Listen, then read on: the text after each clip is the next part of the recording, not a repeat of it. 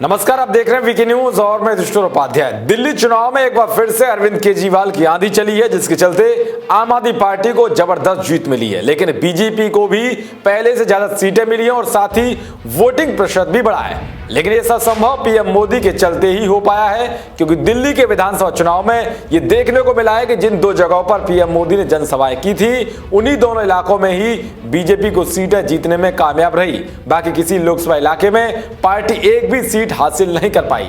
यानी कि जहां पीएम मोदी ने रैली की है, वहीं मोदी मैजिक चला है। दरअसल पूरी दिल्ली में आम आदमी पार्टी की आंधी के बीच भी यमुना पार ने बीजेपी को जीवित रखा है। यहाँ उत्तर पूर्वी और पूर्वी संसदीय क्षेत्र की कुल 16 विधानसभा सीटें हैं। इनमें से 6 सीटें बीजेपी के खाते में आती दिख रही हैं। इनमें से सांसद गौतम गंभीर के संसदीय क्षेत्र की 3 सीटें लक्ष्मीनगर, गांधीनगर और विश्वासनगर शामिल हैं। वहीं बीजेपी के प्रदेश अध्यक्ष मनोज तिवारी के संसदीय क्षेत्र की भी 3 सीटें गोंडा, रोहतास नगर और करावल नगर शामिल है। लक्ष्मीनगर से बीजेपी के अभय वर्मा, गांधीनगर से अनिल वाजपेयी, विश्वासनगर से ओम प्रकाश शर्मा की जीत हुई है। विश्वासनगर में पिछली बार भी बीजेपी इस सीट को जीतने में कामयाब रही थी। वहीं रोहतास नगर से बीजेपी के जितेंद्र महाजन ने आपकी विधायक सरिता सिंह को शिकस्त दी। गोंडा में बीजेपी प्रत्याशी अजय महावर और करावल नगर से मोहन सिंह विष्ट जीत के लगभग करीब है। मोहन सिंह विष्ट पुराने बीजेपी के नेता हैं। इलाके में उनकी पकड़ अच्छी मानी जाती है। इसके अलावा वो जनता के बीच भी बने रहते हैं। दरअसल यमुना पार की दोनों लोकसभा सीटों पर यूपी और बिहार के वोटरों की संख्या अधिक है। इस वजह से ये माना जा रहा था कि मनोज तिवारी को पसंद करने वाले उन्हीं की पार्टी को वोट देंगे।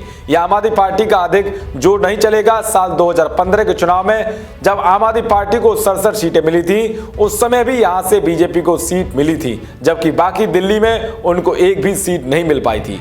इस बार के चुनाव में भी बीजेपी को यहां से अधिक सीटें मिली हैं। इससे यह कहा जा सकता है कि यहां पर बीजेपी के वोटरों में किसी तरह से सहन नहीं लग पाई है। एक बड़ा कारण यहां पर प्रधानमंत्री नरेंद्र मोदी की सभा को भी दिया जा रहा है। इस बार प्रधानमंत्री नरेंद्र मोदी ने दिल्ली में सिर्फ 2 जगह पर सभा की, जिसमें एक शाहदरा और दूसरी रोहिणी में की गई। इन दोनों ही जगह पर बीजेपी ने जीत दर्ज की है। बाकी किसी लोकसभा के इलाके में बीजेपी प्रत्याशी के लिए जीत पाना मुश्किल हो गया।